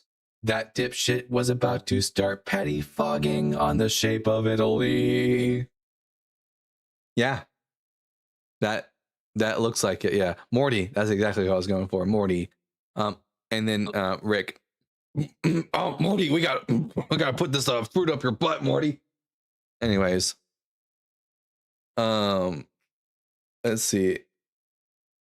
Yeah, that guy pettifogging on the shape of Italy is so funny. It looks like a guitar to me. Like, what kind of fucking guitar I'm looks still like that? so mad at that guy. You at length and in detail walked him through the difference in one version, one gospel, compared to another. Gave a specific and measurable difference. He won't engage. Won't respond. What if I told you this was my second time having this exact same conversation with Dylan? Was the first one about Jesus' birth? I think we talked about this, the same exact conversation about, we may have talked about both the birth and also the crucifixion, but he was, in order to get away from the conversation, he started dancing every time I would get somewhere.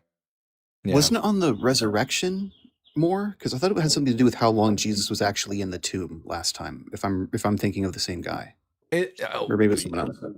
I don't think I've ever debated that topic, but it was either talking about the nativity or the crucifixion, one of those two. Scientific Snitch, hey partner, I gave you a shout out to someone earlier today who on Equalities Live who kept complaining about the fact that we were saying that abiogenesis is basically as good as proven. Actually, maybe Scientific Snitch, you could give us a resource because I believe you, but wasn't sure where to direct that person. But with that theist, first of all, I do think that he's probably on some spectrum, which is awesome. But I once was in his live questioning him on the systemic abuse of children from Christian mythology, and he did get up and do a little dance. And I was like, do you understand the subject matter we're talking about and how flippant and inappropriate that response is? Like, we're talking about the abuse of kids, and you're dancing. Now, what we got to do for what Scientific Snitch needs to do is she needs to make a web page where you can go to it and it goes, number one, this thing which is proved in abiogenesis, and then a link to the paper, the peer-reviewed paper. That's what you need to do, Ella. Oop. Hey, I thought I'd mention that I already have a Google Doc that literally does that, where it says the specific claim that's being made and then 1, 2, 3, 4 sources. Is this Google Doc publicly available for the prying eyes? Yes, it is completely publicly available. Look at that. Next, equality. That's what you need. Next time Home Slice comes up, you can give him this paper. Yeah, sorry. How do we get there, Snitch? Go to my link in the links in bio, scroll down, and it's going to be the sources for discussion tab. Here we go. Okay, thank you. I'm going to try that now. CMY says, I bet James Tor is livid. That's who this person was. Home Slice was basically just copying and pasting talking points from James Tor. You can totally tell because this person definitely had no idea what they were talking about themselves. But yeah, I did my best to organize it based off of the claims. So it starts off with the basic chemical information. Then I talk about specific problems with for example the stereochemistry problem.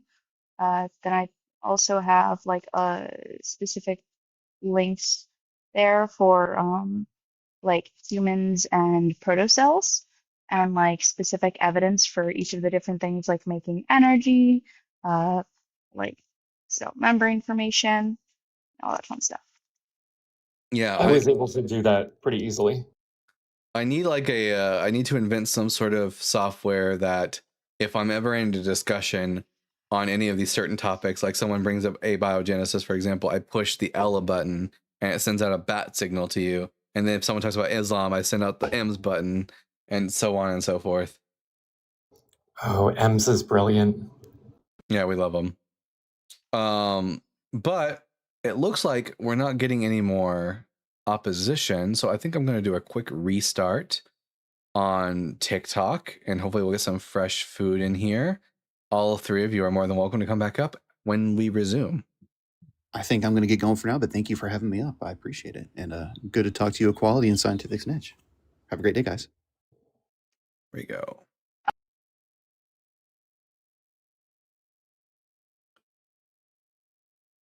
And we are live again.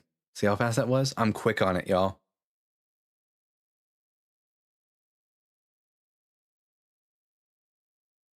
You know, when this super chat came up, I totally missed the opportunity to use this new feature because you bleeped out dipshit. So I should have said that dipshit was about to start pettifogging on The Shape of Italy. That's what I should have done. There's something cursing is funny, but it's even funnier when you fucking cover your curses with beeps. It's something kind of funny about it. Motherfucker. That's how I get away with saying all kinds of crazy shit on TikTok now.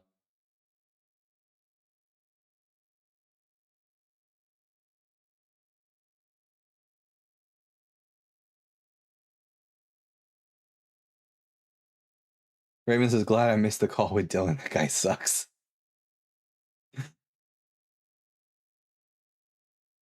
Oh, a restart. I was so confused. Yes, we have done a restart.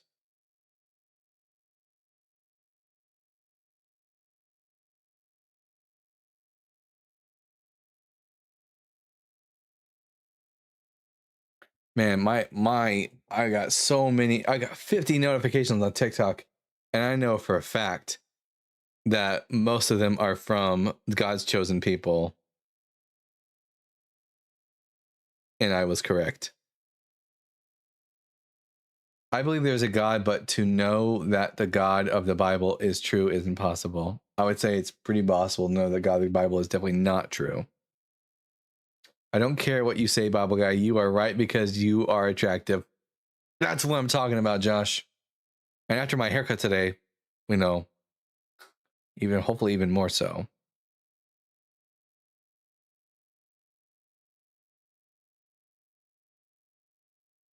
Speaking of which, 2 minutes ago, someone reposted my first debate with Dylan from TikTok. So funny. I requested up? Oh, there we are. Paula, I'm going to ask you 3 preliminary questions, and then we'll get to the conversation. Are you at least 18 years old? Yes. And what pronouns do you go by? They, them. What year were you born? I was born in 86. Okay. I'm 39.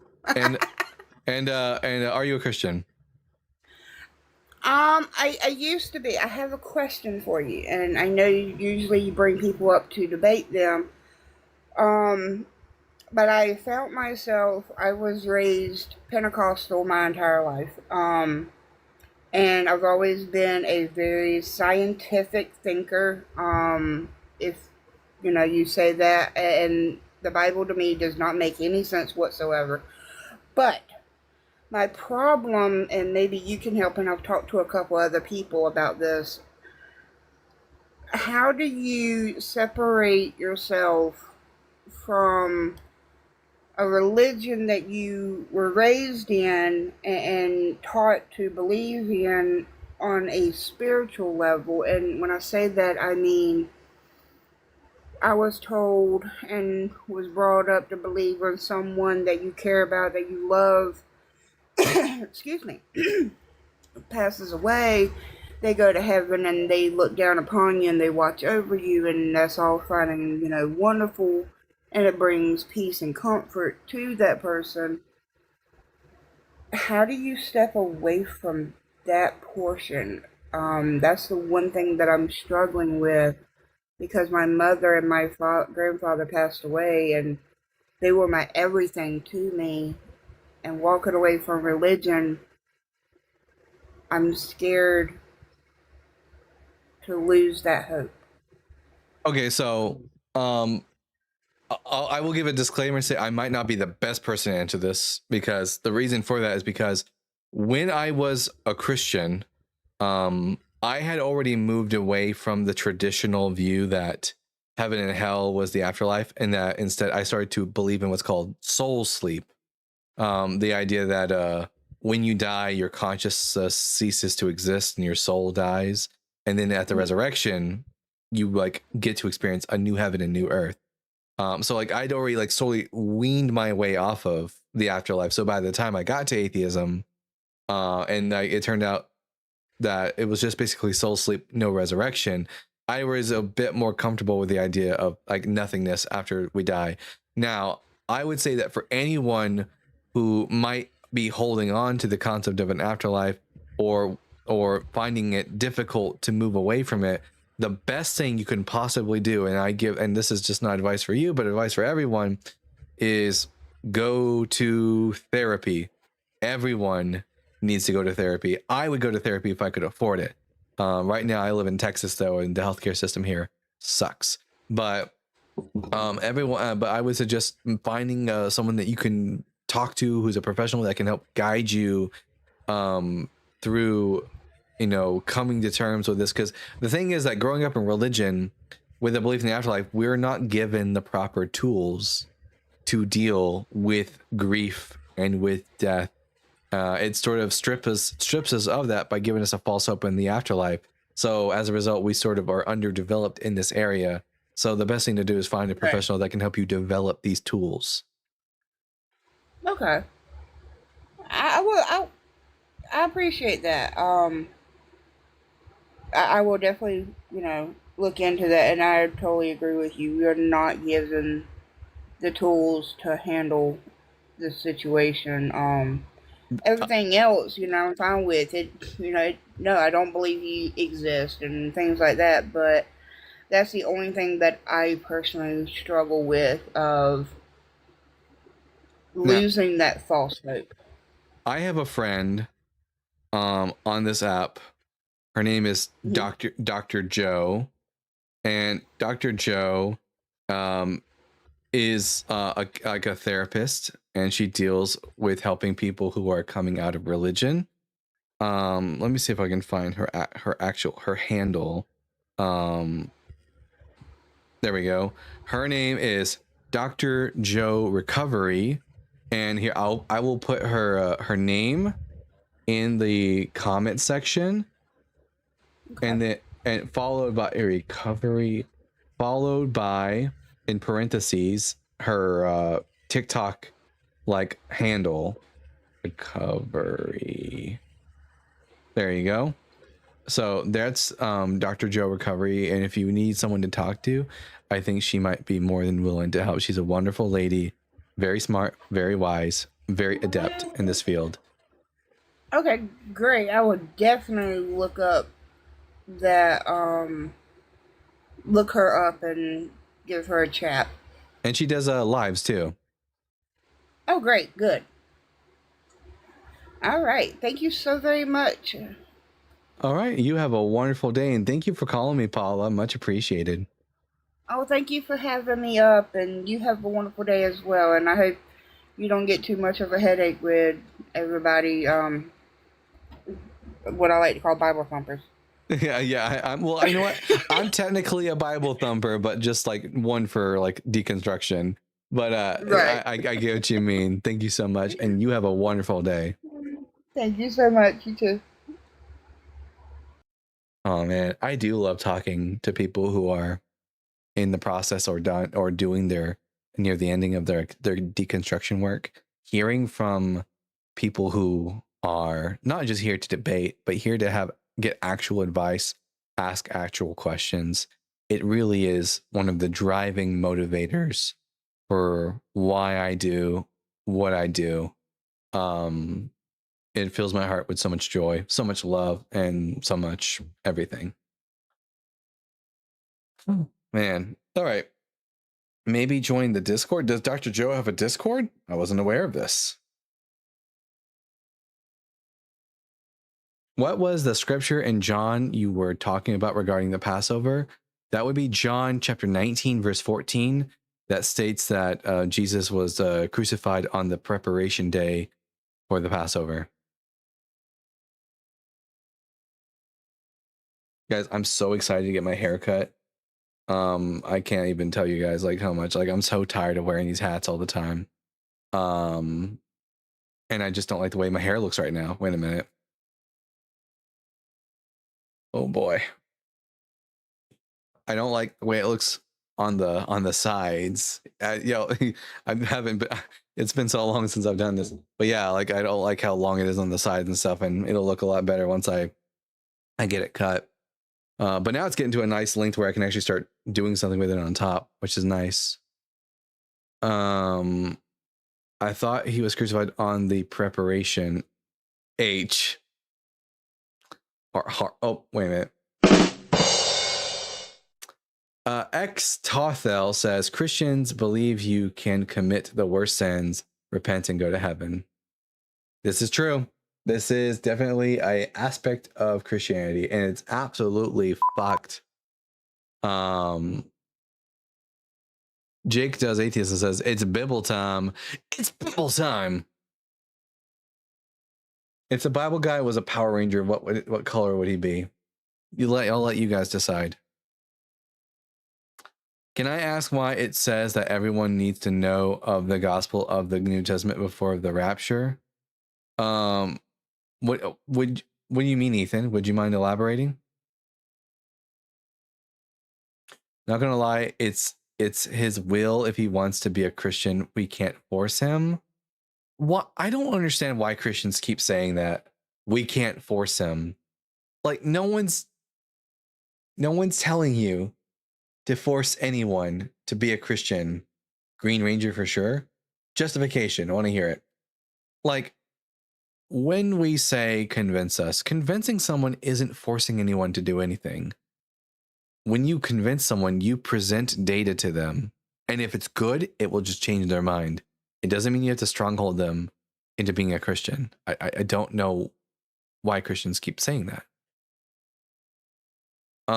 Everyone needs to know before the day of rapture so they can be forgiven. Oh yeah, I mean that's basically why they want as many people to be saved before the rapture, because they think that the rest of us will be fucked over in the tribulation. You vibe like green. I don't know, guys. Green is my color. I'll tell you that. It brings out my eye color. That's for sure. So maybe you're right. If they could change the green to like a more of an olive green, I'm set. How's it going? Hey, Welsh biologist. What was that? Am I a bit quiet? No, you're fine. Am I a bit quiet? Alright, cool. I'm just outside right now, so yeah. I'll just be here for just a little bit. Zach says how fast my Uber gets here. It's because being a Christian means believing Jesus died for our sins and saved us from our sins and blah, blah, blah, blah, blah, blah. Yeah. Like, but in order to believe in Jesus, Zach, I need to be convinced that Christianity is true and that Jesus is the Messiah, or else believing is literally an impossibility. You cannot believe something without first being convinced of it. Yeah, because you can't choose your beliefs. It's another thing. You Yeah. can't choose even Jesus. Like, I can accept that Jesus might have been a real person, like historically, but even that's not proven factually. Just most scholars agree on it because of a lot of, historical sources say that someone said Jesus existed, but there's no contemporary of Jesus. So Zach says being Christians need faith. I can't change you. All I get from that, Zach, here, let me translate that for you. That means I have bad arguments that would never convince anyone who is of reasonable mind. And the only way you can be as I am is you just have to believe shit without evidence. In which case, I don't think you really believe. I think you're just lying to yourself. If you're not convinced that Christianity is true and you believe, it's because you're lying to yourself that you believe, and you're lying to us that you believe. You're either lying or you are illogical.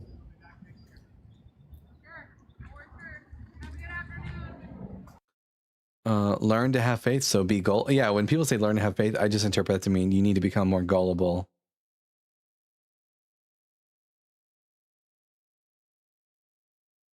Don't mute me. I'm not going to mute you. I mute people who don't answer my questions. Like, I'm sure there's some evidence of Jesus being a real person. Absolutely, there definitely is. It's just not a contemporary source of, a Yeshua HaMashiach, a Yeshua ben Joseph. Sorry, it's windy here. Or like anything to do with an actual person existing. There's, Josephus talks about how people say this guy existed, but he also talks about Zeus, I think, too, right? Josephus talks about Hercules at one point. Hercules. By the way, does it look like I'm missing my hand? Slightly, yeah. Oh, no, definitely. It looks like your hand's cut off, yeah. Fantastic. It was the war of 1700. I had the gangrene. Anyways, the Santa analogy. I find so many... Sorry. Oh, no, go ahead. You go ahead. I was going to bring up... I find so many odd, like ancient diseases like scurvy. Like, it's such a bad disease to have. Like, open wounds and scars start to open up. And the recovery is you eat a lemon. Like, that is the cure to scurvy, is you eat a lemon. I love that. I can't wait to write the children's book, Civil War Wounds for Children. But anyways, Snake.305. Welcome back to the live. What brings you up? Just another question, man, in regards to when Jesus of Nazareth was born, what was on his birth certificate as far as a father? Who would they put on there? Oh, they didn't have birth certificates back then. Yeah.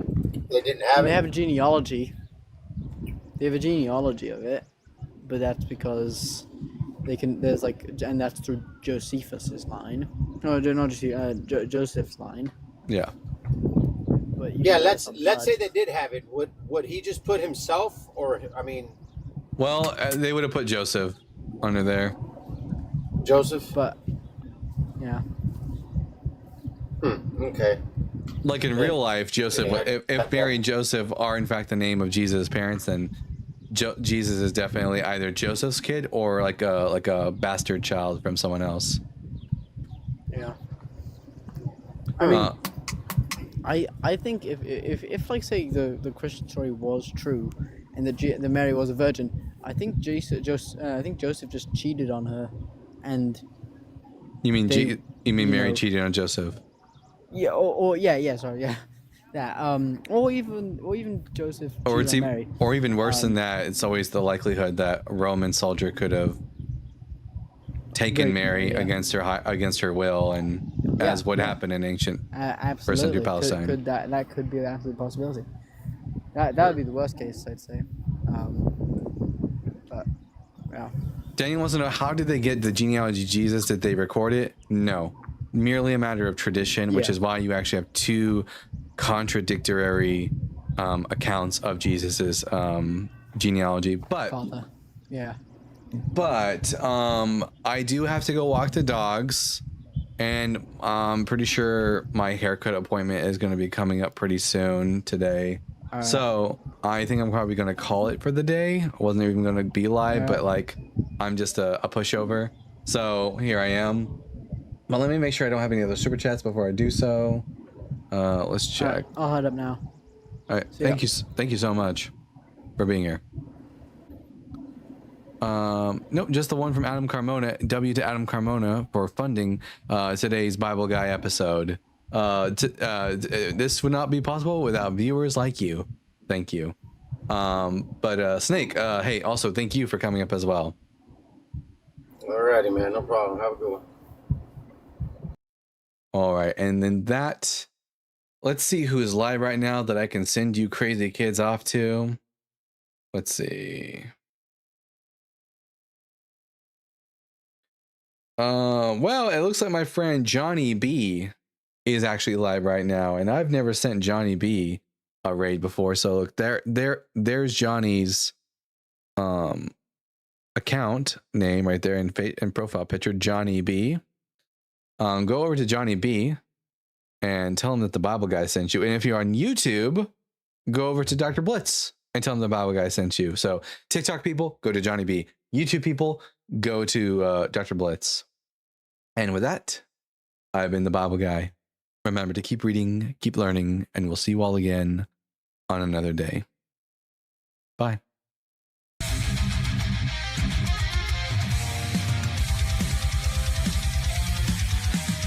Born from dust and questioning fire, wielding truth like a sword of desire. Ancient scrolls and cosmic flame, he tears through myth, he breaks the chain. Echoes of prophets, the scars align, knowledge and thunder intertwine. Reason ascends where blind faith fell. He reads the word and he reads it well. The Bible Guy, seeker of the light. Through time and fire he rides the night, with reason's blade and wisdom's cry. The world shall hear the Bible Guy. Scrolls of ages, words aflame. He dares to question every name. From Eden's dawn